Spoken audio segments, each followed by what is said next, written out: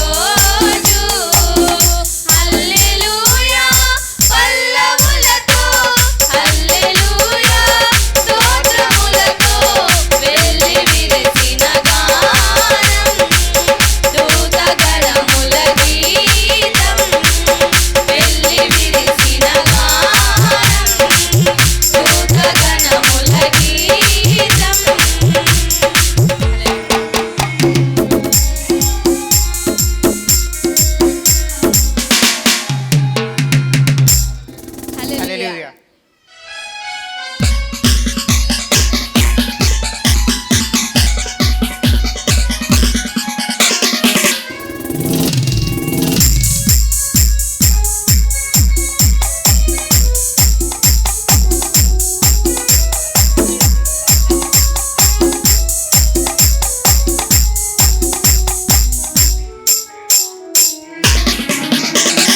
నవోదయం దివితేజుడు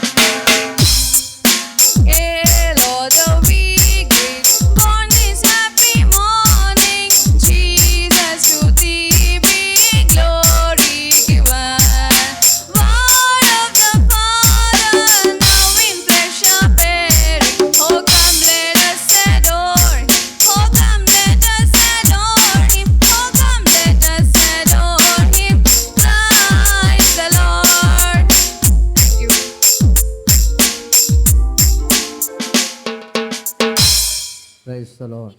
రేయి జననామాయెను,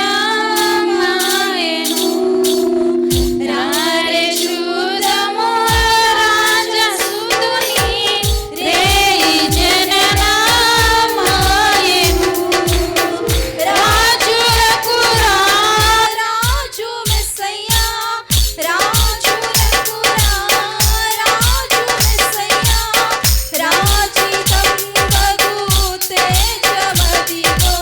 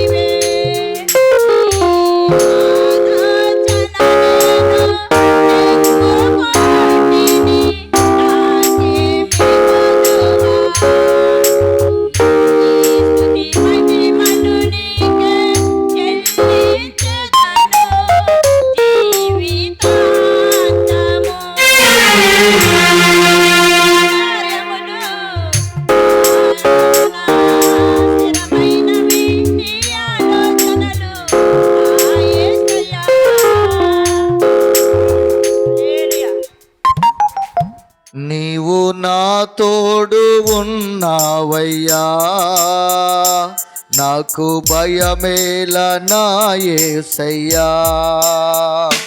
నీవు నాలోనే ఉన్నావయ్యా, నాకు దిగులేల నా మెస్సయ్యా. నీవు నా తోడు ఉన్నావయ్యా, నాకు భయమేల నా యేసయ్యా. నీవు నాలోనే ఉన్నావయ్యా, నాకు దిగులేల నా మెస్సయ్యా. నాకు భయమేలా, నాకు దిగులేలా, నాకు చింతేలా, నాకు భీతియేలా. నాకు భయమేలా, నాకు దిగులేలా, నాకు చింతేలా, నాకు భీతియేలా. నీవు నా తోడు ఉన్నావయ్యా, నాకు భయమేలా అయ్యా. నీవు నాలోనే ఉన్నావయ్యా, నాకు దిగులేలా నా మెస్సయ్యా. అందరూ చప్పలు కొడుతూ ప్రభు యొక్క నామమును ఘనపరచుదాం. వచ్చిన వారందరూ కూడా ఎదరు చైర్స్ ఖాళీగా ఉన్నాయి కనుక ఎదరు కూర్చుంటే బాగుంటుంది. అందరూ చప్పలు కొడదాం. గ్లోరీ, స్తోత్రం.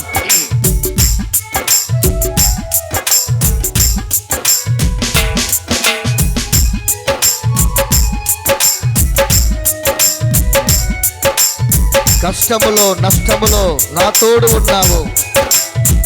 ఆమేన్, స్తోత్రం.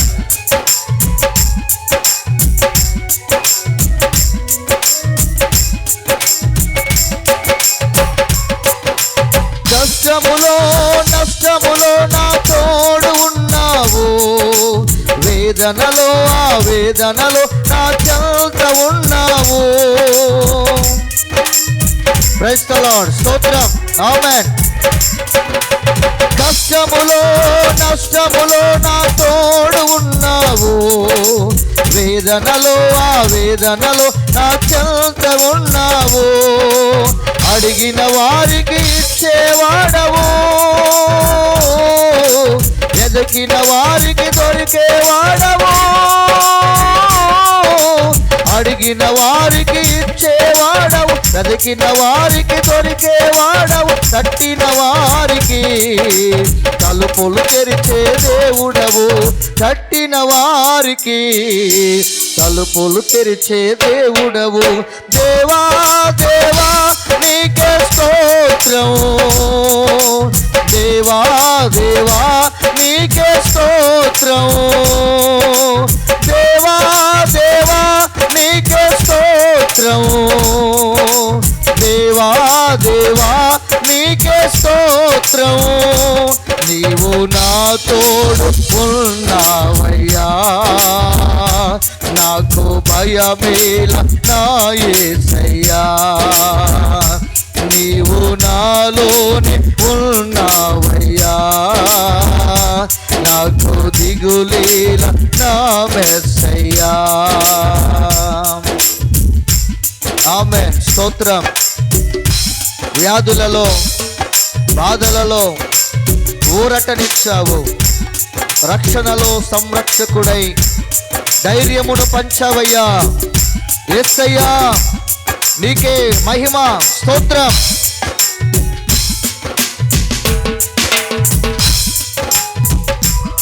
అందరూ చపలు కొడుతూ ఆ గనుడైన యేసయ్య నామాన్ని ఘనపరచుదాం. ఆమేన్.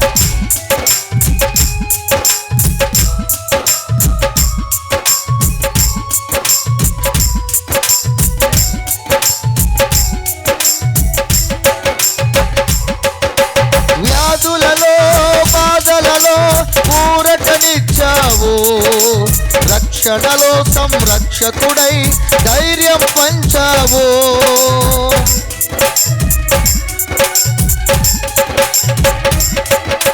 వ్యాధులలో బాధలలో ఊరటనిచ్చావు. రక్షణలో సంరక్షకుడై ధైర్యం పంచావు. నేనే సత్యం అన్న దేవా, నేనే మార్గం అన్న దేవా, నేనే సత్యం అన్న దేవా, నేనే మార్గం అన్న దేవా, నేనే జీవము అని పలికిన దేవా, నేనే జీవము అని పలికిన దేవా. దేవా దేవా నీకే స్తోత్రం, దేవా దేవా నీకే స్తోత్రం, దేవా దేవా నీకే స్తోత్రం, దేవా దేవా నీకే స్తోత్రం. నీవు నా తోడు ఉన్నావయ్యా, నాకు భయమేల నా యేసయ్యా.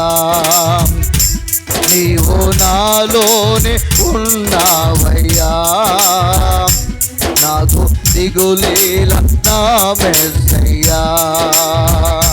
నీవు నా తోడు ఉన్నావయ్యా, నాకు భయమేల నా యేసయ్యా. నీవు నాలోనే ఉన్నావయ్యా, నాకు దిగులేల నా మెస్సయ్యా. నాకు భయమేలా, నాకు దిగులేలా, నాకు చింతేలా, నాకు భీతియేలా. నాకు భయమేలా, నాకు దిగులేలా, నాకు చింతేలా, నాకు భీతియేలా. నీవు నా తోడు ఉన్నావయ్యా, నాకు భయమేల నా యేసయ్యా. నీవు నాలోనే ఉన్నావయ్యా, నాకు దిగులేల నా మెస్సయ్యా, నాకు దిగులేల నా మెస్సయ్యా, నాకు దిగులేల నా మెస్సయ్యా. దేవునికి స్తోత్రం. ఈ సమయంలో అందరూ లేచి నిలబడి కొంత సమయం మనం ప్రభువుని ఆరాధన చేద్దాము. ఆయన సన్నిధానముల రీతిగా కూడుకుని ప్రభువుని ఆరాధించే గొప్ప అవకాశాన్ని, గొప్ప భాగ్యాన్ని దేవుడు మనకిచ్చిన విధానాన్ని బట్టి అందరూ కళ్ళ మూసుకుని రెండు చేతులు ఆకాశం వైపు ఎత్తి పరలోకములో కోట్ల కొలది దేవదూతల చేత నిత్యము పరిశుద్ధుడు పరిశుద్ధుడు పరిశుద్ధుడని గాన ప్రతిగానముల చేత కొనియాడబడుతున్న దేవాది దేవునికి మనమందరము స్తోత్రములు చెల్లిస్తూ ఆయన యొక్క నామాన్ని గణపరచుదాము. హల్లెలూయా హల్లెలూయా హల్లెలూయా హల్లెలూయా హల్లెలూయా.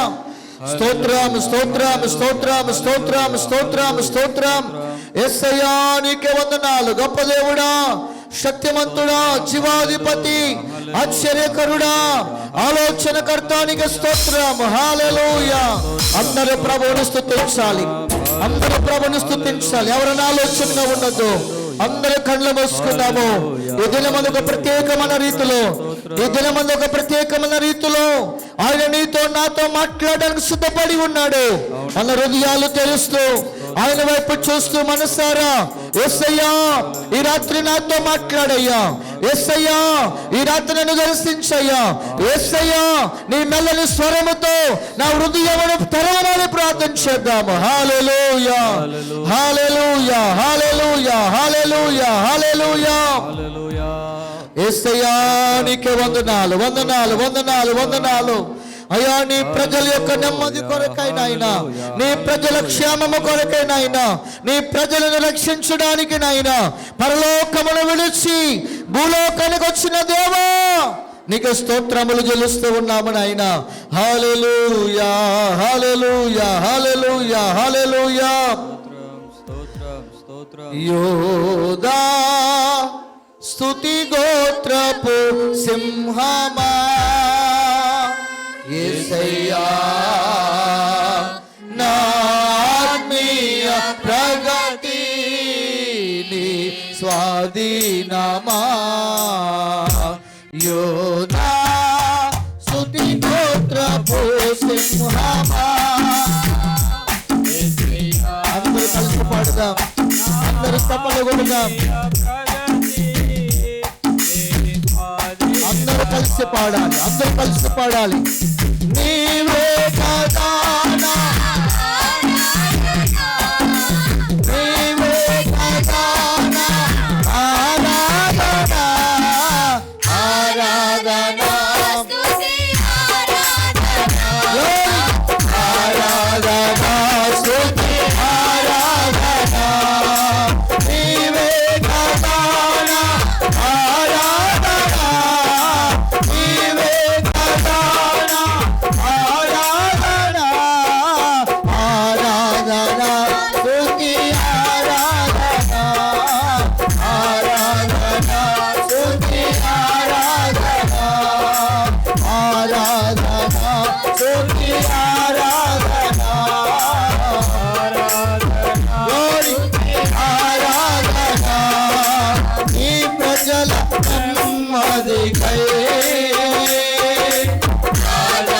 రాజమాచింది నీవేనని అహమును అణచి అధికారులను అదమున చేసిన నీవు. ఈ ప్రజల నెమ్మదికై రాజమాచింది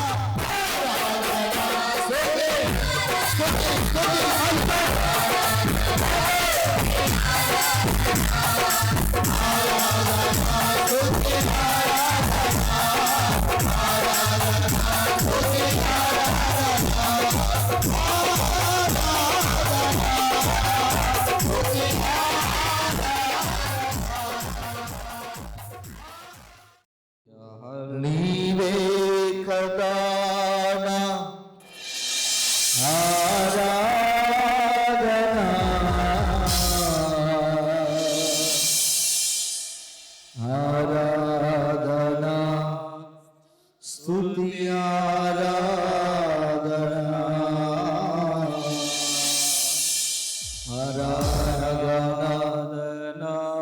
స్తుతి ఆరాధన. అందరూ కూడా ప్రభువుని అడిగిదాం. అయ్యా, ఈ రాత్రి ఈ క్రిస్మస్ వార్త సభ ద్వారా, నీ జన్మదిన వేడుక ద్వారా, అవును ప్రభువా, నీ దాస్తుల ద్వారా, నీ దాస్తులలో నాతో మాట్లాడయ్యా, తండ్రి నన్ను దర్శించయ్యా. దర్శించండి. నేను ఆత్మీయ జీవితంలో ఎదగాలని ఆశ ఉందయ్యా. ఆమేన్. భక్తి మార్గంలో నడవాలని ఆశ ఉందయ్యా. ఈ దుర్దినాల్లో, ఈ అపాయకరమైన దినాల్లో, ఈ చెడు దినాల్లో అయ్యా నీ కొరకు సాక్షిగా బ్రతకాలని ఆశ ఉందయ్యా. ఆమేన్, ఆమేన్, ఆమేన్. స్తోత్రం. నాతో మాట్లాడు, నన్ను దర్శించయ్యా. మాట్లాడండి తండ్రి. మనమందరము కూడా ప్రభు సన్నిధిలో ప్రార్థన చేస్తున్నాం. మామయ్య గారు, దాసు గారు వచ్చి మనల్ని ప్రార్థనలో నడిపిస్తారు. అందరూ ప్రార్థనలో ఏకీభవించుతారు.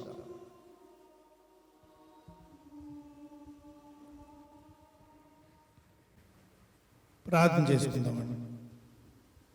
మహాపరిశుద్ధుడా, మహోన్నతుడా, సర్వోన్నతుడా, సర్వశక్తి కలిగిన మా ప్రియ పరలోకపు తండ్రి, మీ పాదాలకు వందనాలు, స్తుతులు, స్తోత్రాలు ప్రభువా. మీరిచ్చినటువంటి నాయన ఈ దినం కొరకు వందనాలు చెల్లిస్తున్నాం. మరి కుమారుడు ఈ రీతిగా ప్రభువా మీరు ఎన్నుకొని ప్రభువా మరి మీ సేవ కొరకు ప్రభువా మీరు వాడుకుంటున్నారు. అందుకు వందనాలు, స్తుతులు, స్తోత్రాలు. మరి క్రిస్మస్ లో ప్రభా నీ నామము గణపరచబడినట్లు, మహిమపరచబడినట్లు వచ్చినటువంటి నాయన కుటుంబాలను మీరు జ్ఞాపకం చేసుకోండి ప్రభా. ఎటువంటి అవసరతలు వచ్చి ఉన్నారో వారందరినీ మీరు జ్ఞాపకం చేసుకోండి ప్రభా. నీ నామం ఘనమైనది, బలమైనది ప్రభా. నువ్వు మా కొరకు ఈ లోకంలోకి వచ్చావు తండ్రి. నువ్వు ఈ లోకంలో ఏది తీసుకుని వెళ్ళడానికి రాలేదు ప్రభా.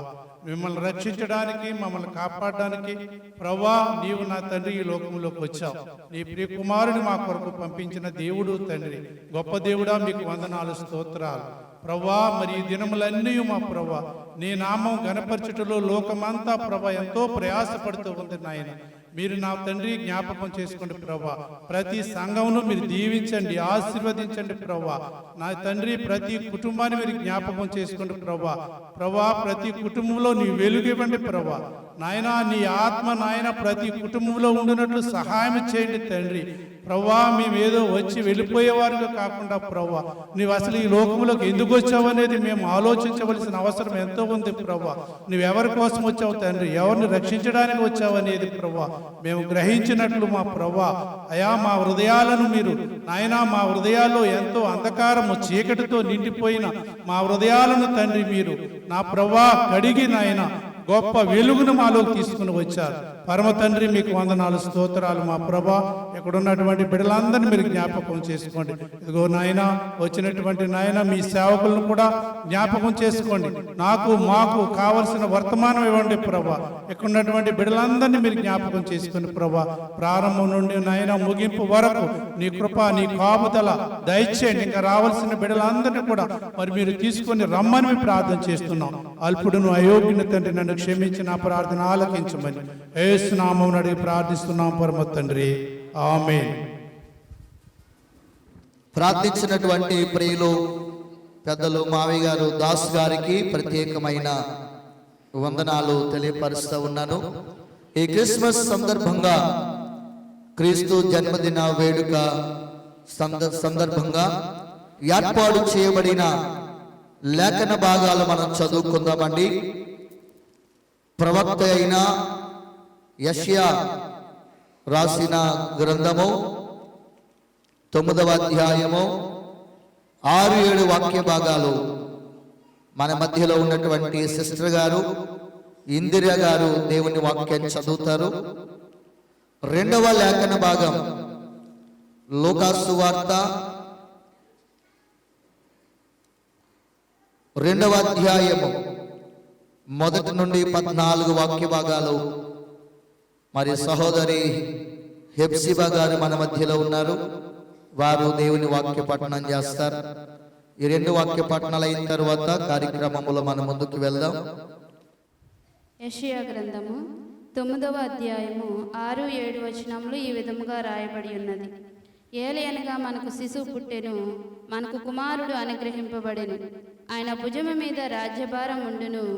ఆశ్చర్యకరుడు, ఆలోచనకర్త, బలవంతుడైన దేవుడు, నిత్యుడగు తండ్రి, సమాధానకర్తయగు అధిపతి అని అతనికి పేరు పెట్టబడును. ఇది మొదలుకొని మితి లేకుండా దానికి వృద్ధియు క్షేమమును కలుగునట్లు సర్వకాలము దావీదు సింహాసనమును రాజ్యమును నియమించును. న్యాయము వలనను నీతి వలనను రాజ్యమును స్థిరపరచుటకు అతడు సింహాసనాసీనుడై రాజ్య పరిపాలన చేయును. సైన్యములకు అధిపతియగు యెహోవా ఆసక్తి కలిగి దీనిని నెరవేర్చును. రెండవ లేఖన భాగము లూకాసు వార్త 2వ అధ్యాయం 1 నుండి 14 వాక్య భాగాలు హెబ్సిబా గారు చదివి వినిపిస్తారు.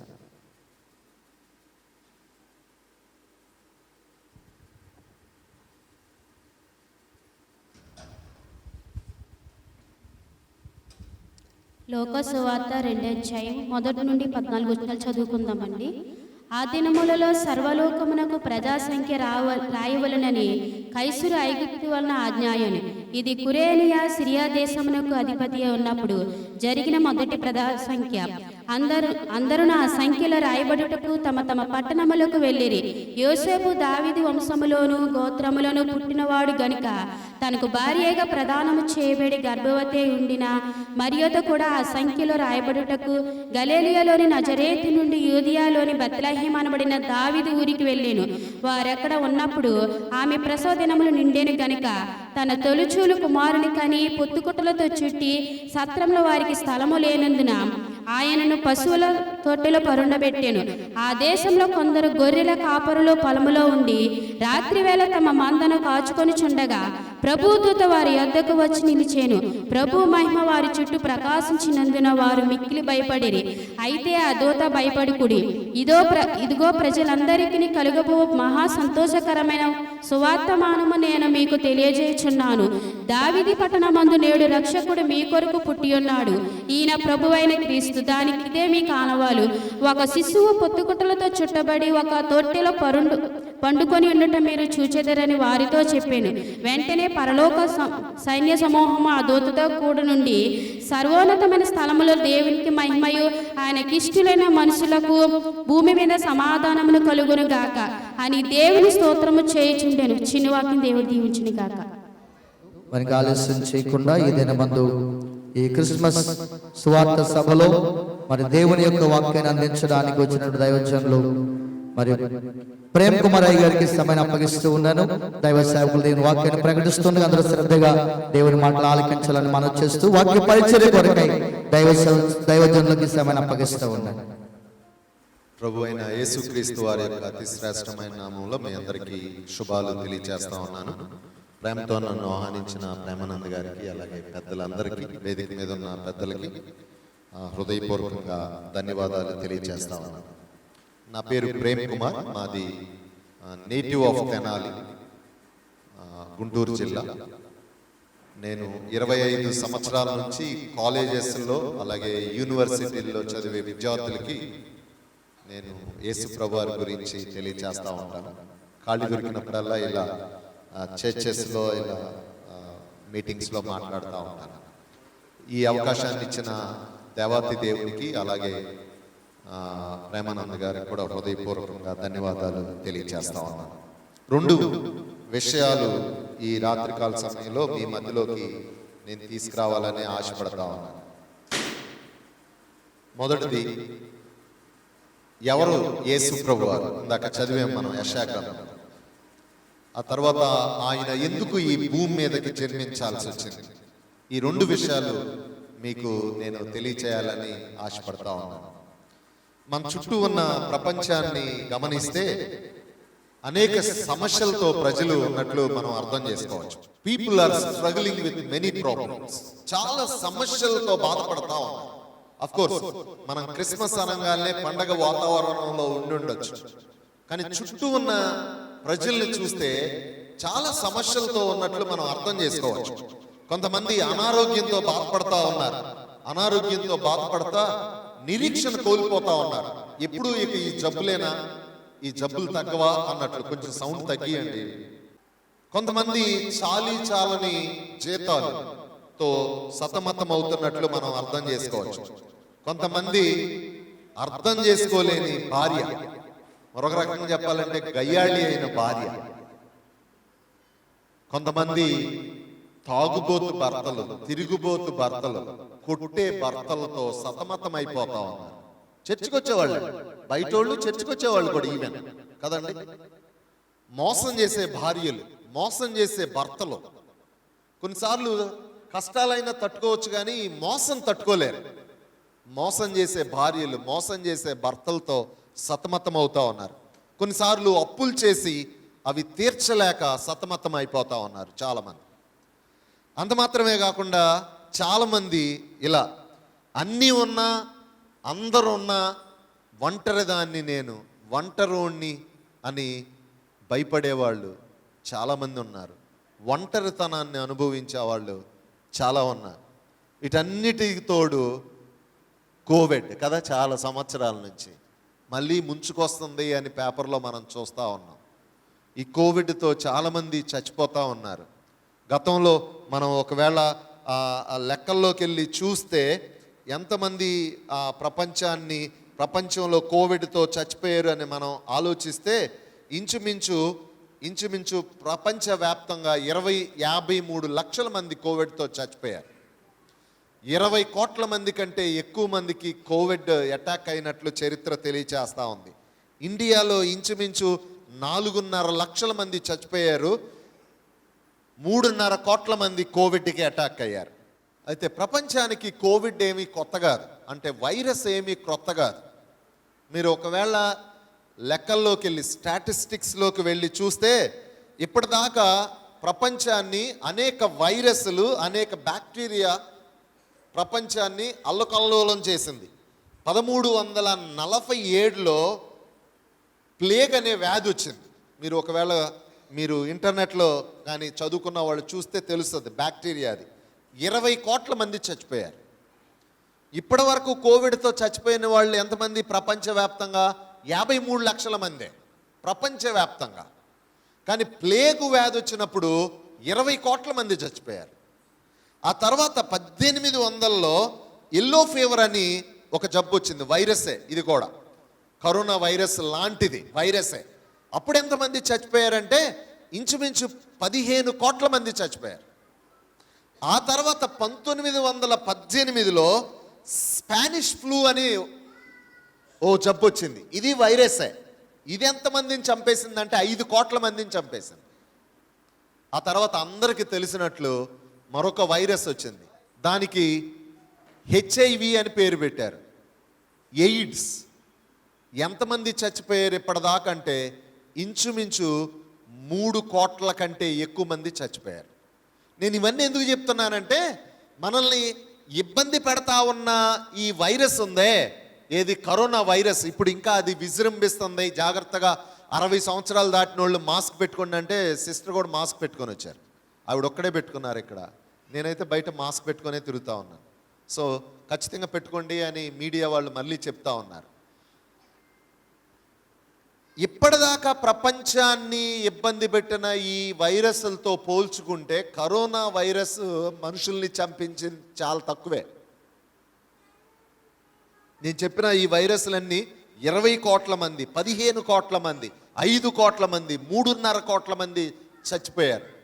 కరోనా వైరస్ ఇప్పుడు 54,000 మందినే, 54 లక్షల మందినే చంపేసింది. వైరస్ ప్రమాదకరమైంది, చాలా డేంజరే. లక్షల్లో కోట్ల మందిని చంపేస్తూ ఉంది, మానవ జీవితాన్ని అతలాకుతలం చేసింది. నిజమే ఇదంతా.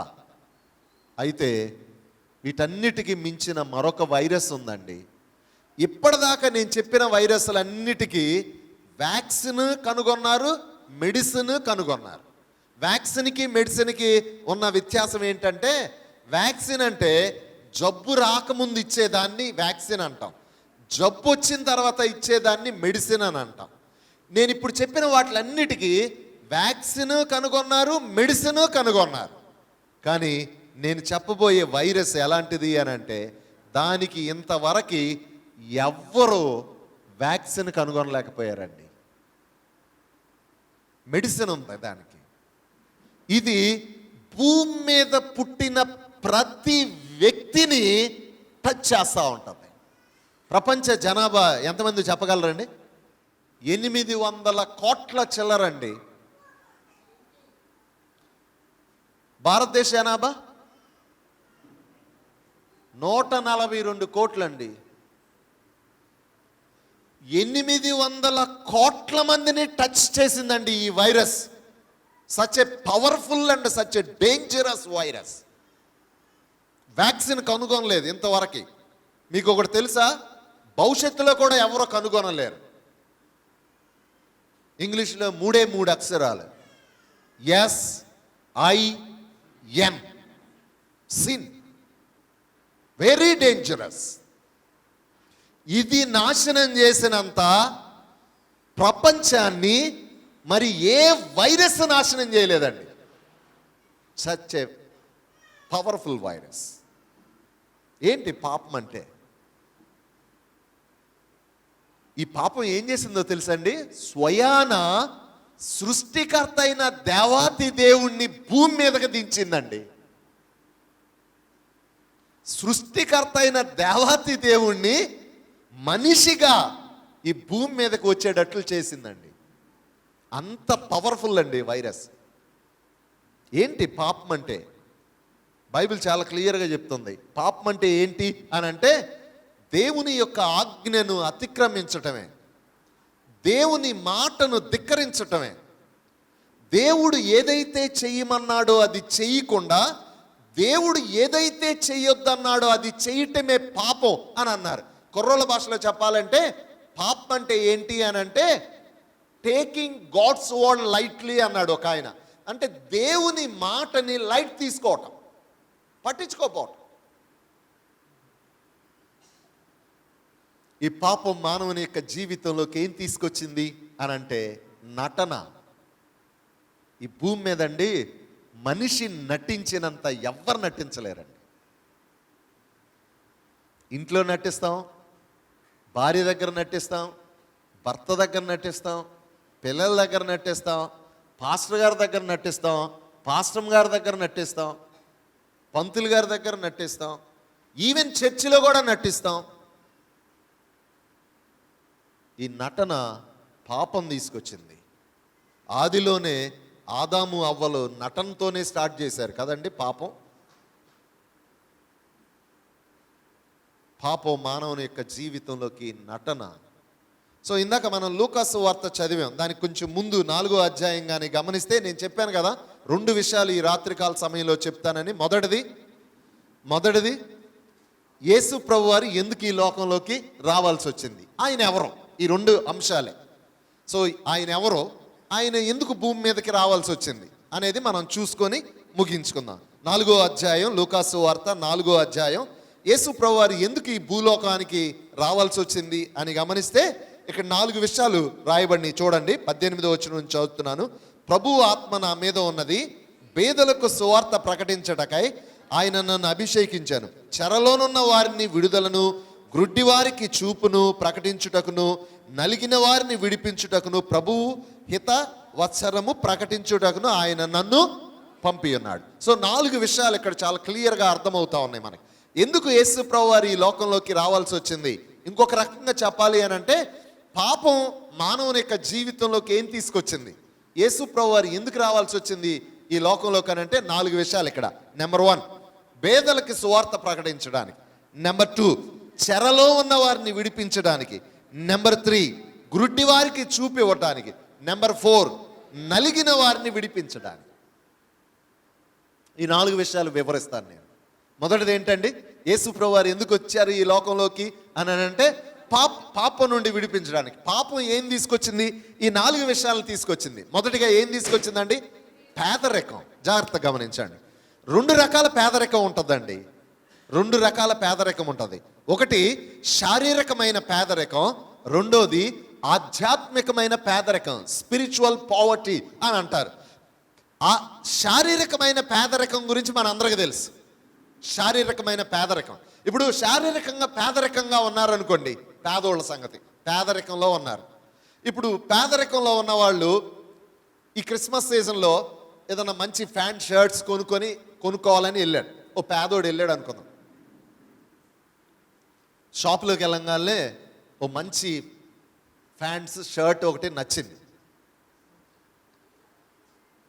చూడంగానే షర్ట్ 3,000, ప్యాంట్స్ 4,000, 7,000. వాడు 2,000లోనో 1,000 రూపాయల్లోనో కొనుక్కోవాలని వెళ్ళాడు, పేదోడు కాబట్టి అనుకుందాం. కానీ నచ్చింది 7,000 ఉంది. కొనగలడా? వచ్చేస్తాడు. ఒక ఆవిడికి జబ్బు చేసింది. మంచి హాస్పిటల్కి వెళితే ఆ జబ్బు నయం అవటానికి మెడిసిన్ ఉంది అక్కడ, కానీ అంత డబ్బు లేదు. ఏదో చిన్న హాస్పిటల్లో, గవర్నమెంట్ హాస్పిటల్లో చూపించుకొని చచ్చిపోయింది. ఏం అడ్డం వచ్చిందండి? పేదరికం అడ్డం వచ్చింది. అంటే పేదరికం ఏం చేస్తుందంటే మనిషి ఆశలు తీర్చకుండా అడ్డుపడతా ఉంటుంది, మనిషి కోరికలు తీర్చబడకుండా అడ్డుపడతా ఉంటుంది. సంతోషాన్ని కొన్నిసార్లు ఆ పేదరికాన్ని బట్టి పొందాలనుకున్న సంతోషాన్ని పొందలేడు. మనందరికీ తెలుసు, రకరకాల బ్యాక్గ్రౌండ్స్ వచ్చిన వారికి పేదరికం అంటే ఏంటో చాలామందికి తెలుసు. అది శారీరకమైన పేదరికం. శారీరకంగా పేదరికంగా ఉన్నవాళ్ళు కోరికలను తీర్చుకోలేరు, కొనుక్కోవాలనుకున్నవి కొనుక్కోలేరు, చెయ్యాలనుకున్నవి చేయలేరు, వెళ్ళాలన్న చోటకి వెళ్ళలేరు, చదివించాలనుకున్నది చదివించలేని పరిస్థితి. ఇవన్నీ తెలిసింది చాలామంది. ఇదంతా ఏ పేదరికం అండి? ఇది శారీరకమైన పేదరికం. రెండవ రకం పేదరికం ఉందండో, అదేంటో తెలుసా? ఆధ్యాత్మికమైన పేదరికం. దేవుడు మానవుణ్ణి పేదరికంగా ఏం సృష్టించలేదు. పాపమే మానవుని యొక్క జీవితంలోకి శారీరకమైన పేదరికం, ఆధ్యాత్మికమైన పేదరికాన్ని తీసుకొచ్చింది. ఏంటి సార్ ఆధ్యాత్మిక పేదరికం అని అంటే, దేవుడు మానవునికి ఇచ్చిన, స్వతహాగా ఇచ్చిన సంతోషాన్ని కోల్పోయాడు మానవుడు. దానికి గల కారణం పాపం. సో మానవుడు దేవుడిచ్చిన సంతోషాన్ని కోల్పోవటాన్ని బట్టి ఆ సంతోషం కోసం ఏం చేస్తా ఉన్నాడో తెలుసా? వెతుకుతా ఉన్నాడు. మనిషి సంతోషంగా లేకపోతే జీవించలేడు. ఇప్పుడు మనిషి ఆ పాపాన్ని బట్టి సంతోషాన్ని కోల్పోయాడు కదా, ఆ కోల్పోయిన సంతోషాన్ని వెతకటం ప్రారంభించాడు. ఎక్కడెక్కడ వెతుకుతా ఉన్నారో తెలుసా మనుషులు? కొంతమంది కుర్రోళ్ళు అయితే మందు దగ్గర, కొంతమంది డబ్బు దగ్గర, కొంతమంది పేకాట దగ్గర, కొంతమంది జోదం దగ్గర, కొంతమంది ఆడవాళ్ళ దగ్గర, మగవాళ్ళ దగ్గర, వ్యభిచారం దగ్గర, రకరకాల చోట్ల సంతోషం కోసం వెతుకుతా ఉన్నారు. అయితే సంతోషం దొరికినట్లే దొరుకుతుంది, మరలా మాయమైపోతుంది. కానీ మనిషి సంతోషంగా లేకపోతే బతకలేడు. ఓ విలేజ్లో ఓ సంఘటన జరిగింది. ఆ విలేజ్ చాలా పెద్ద విలేజ్, కానీ ఆ విలేజ్లో కరెంట్ లేదు. ఆ విలేజ్లో ఒక ప్రెసిడెంట్గా ఉన్నారు. ఆయన మాత్రం సోలార్ మీద ఇంట్లో, అలాగే ఇంటి ఎదురు ఒక స్ట్రీట్ లైట్ పెట్టుకున్నారు. సోలార్ పవర్తో ఆయన ఆ ఇంట్లో ఉన్న లైట్లన్నీ వెలిగించుకుంటా ఉన్నాడు. ఓ రోజు ఏం జరిగింది అని అంటే, నైట్ టైము ఓ కుర్రోడు వచ్చి ఆ లైట్ క్రింద, ఆ స్ట్రీట్ లైట్ కింద వెతుకుతా ఉన్నాడు. చాలాసేపు ఏదో పోగొట్టుకున్న వాళ్ళలాగా వెతుకుతా ఉన్నాడు. ఇంటి పైనుండి ప్రెసిడెంట్ గారు చూస్తూ ఉన్నాడు. గంట సేపు అయినా ఆ కుర్రోడు అక్కడి నుంచి వెళ్ళలేదు. ఈయన కొంచెం చికాకు వచ్చింది. అది ఏదో పోగొట్టుకున్నట్టున్నాడు, ఎదుగుతూ ఉన్నాడు మా ఇంటి ఎదురు. కానీ కిందకి దిగొచ్చి, బాబు ఏమన్నా పోగొట్టుకున్నావా అన్నాడు. అవును సార్ పోగొట్టుకున్నాను అన్నాడు. ఏం పోగొట్టుకున్నావు అన్నాడు. సార్ క్రిస్మస్కి మా మమ్మీ గిఫ్ట్గా ఉంగరం కొనిచ్చింది సార్. ఆవిడ ఎక్కడో దుబాయ్లోనే ఎక్కడో పనిచేసింది సార్. మంచి బంగారంతో నాకు ఉంగరం చేసింది సార్. ఆ ఉంగరం పోయింది సార్. అయ్యో పాపం, నన్ను కూడా వెతకమంటావా? వెతకండి సార్ అని. ఇప్పుడు ఆయన కూడా వెతికాడు ఆ స్ట్రీట్ లైట్ కింద. అరగంట వెతికారు, కనపడలా. ఈ పెద్ద ఆయనకి కొంచెం కోపం వచ్చేసి, బాబు నువ్వు గంట వెతికావు, మన ఇద్దరం కలిసి ½ an hour వెతికాం, అసలు నువ్వు పోగొట్టుకున్నావా? పోగొట్టుకుంటే కనపడాలి కదా, ఎక్కడ పోగొట్టుకున్నావు అన్నాడు. అప్పుడు చెయ్యి ఇలా చాచాడు. వెనకాల చీకట్లో ఎక్కడో వేప చెట్టు కనపడతా ఉంది. సార్ చీకట్లో ఉన్న ఆ వేప చెట్టు కింద పోగొట్టుకున్నాను సార్ అన్నాడు. ఈ పెద్ద ఆయనకి చాలా కోపం వచ్చేసింది. నీకు బుద్ధి ఉందంటారా? అసలు బుద్ధి ఉందంటారా నీకు? ఎక్కడో వేప చెట్టు కింద చీకట్లో పోగొట్టుకొని ఎక్కడెందుకు ఎతుకుతున్నావురా అన్నాడంట. అప్పుడు ఆయన అన్నాడు నవ్వుతూ, ఆ కుర్రోడు ఈ పెద్ద ఆయన దగ్గర, సార్ ఇక్కడ లైట్ ఉందని ఎతుకుతున్నాను సార్ అన్నాడంట. చాలాసార్లు మనం కూడా అలాగే జీవిస్తూ ఉంటాం. వాడు ఎక్కడ ఎతకాలండి? పోగొట్టుకున్న చోట ఎతకాలి. చీకటిగా ఉంటే ఏం చేయాలి? టార్చ్ లైట్ తీసుకొని ఎతకాలి. Man is searching for happiness in wrong places. మనిషి సంతోషం కోసం రాంగ్ ప్లేసెస్లో వెతుకుతూ ఉన్నాడు. రాంగ్ ప్లేసెస్లో కొంతమంది మందు దగ్గర వెతుకుతూ ఉన్నారు, కొంతమంది తిండి దగ్గర వెతుకుతూ ఉన్నారు, కొంతమంది డబ్బు దగ్గర వెతుకుతూ ఉన్నారు, కొంతమంది ఆడోళ్ళ దగ్గర మగోళ్ళ దగ్గర వెతుకుతూ ఉన్నారు, కుర్రోళ్ళు అయితే ఈ సెల్ ఫోన్లో దరిద్రమైన చూడటానికి దగ్గర వెతుకుతూ ఉన్నారు. దొరికినట్టే దొరుకుతుంది, మాయమైపోతా ఉంది. ఈ మధ్య నాకు ఒక ఆవిడ ఫోన్ చేసింది, సాఫ్ట్వేర్ ఇంజనీర్. ఆయన బిఎస్ఎన్ఎల్లో ఇంజనీర్. ఆ అమ్మాయి ఇచ్చిన కంప్లైంట్ ఏంటంటే, చిన్నపిల్లలు ఉన్నారు ఆయన, మా హస్బెండ్ ఖాళీ దొరికితే చాలు పెద్ద టీవీ కొనుక్కున్నాడంట. ఆ టీవీలో బూతు బొమ్మలు చూస్తూ ఉంటాడు.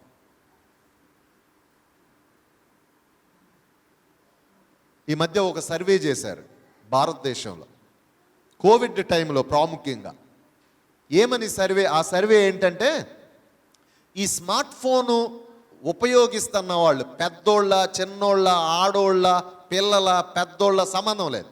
ఈ స్మార్ట్ ఫోన్లు వాడుతూ ఉన్న వాళ్ళు అసలు ఏం చూస్తున్నారు, ఎక్కువ మంది ఏం చూస్తున్నారు అనే దాని మీద సర్వే చేస్తే ఆశ్చర్యకరమైనది ఏంటో తెలుసా? 54% కంటే ఎక్కువ మంది, అంటే 100 మంది ఉంటే ఆ 100లో 54 మంది కంటే ఎక్కువ మంది బూతు బొమ్మలు చూస్తూ ఉన్నారు. ఆడోళ్ళ, మగోళ్ళ, నాలాంటోళ్ళ, పాస్టర్ గారు లాంటి వాళ్ళ సంబంధం లేదు.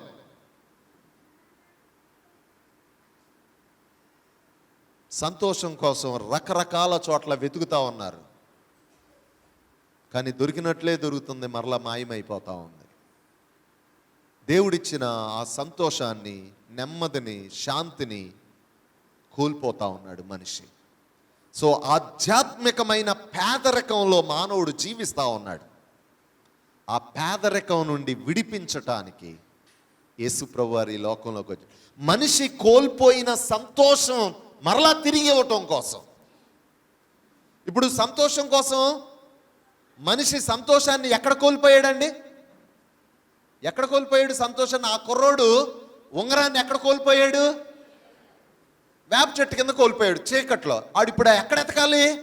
ఆ వేప చెట్టు కింద ఎతకాలి. ఇప్పుడు మనిషి సంతోషాన్ని ఎక్కడ కోల్పోయాడు? దేవుడి దగ్గర కోల్పోయాడు.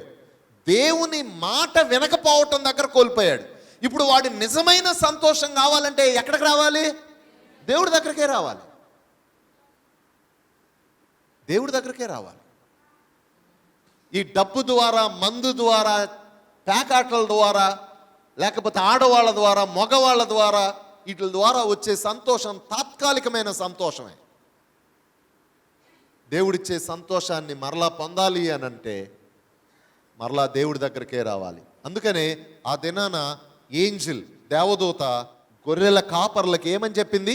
ఇదిగో ప్రజలందరికీ కలగబోవు మహా సంతోషం. అంటే మీరు కోల్పోయిన ఆ సంతోషాన్ని మరలా ఇవ్వటానికి యేసుప్రభువారు ఈ లోకంలోకి వచ్చాడు. మనిషి కోల్పోయిన ఆ నిజమైన సంతోషాన్ని మరలా తిరిగి ఇవ్వటానికి యేసుప్రభువారు ఈ లోకంలోకి వచ్చాడు.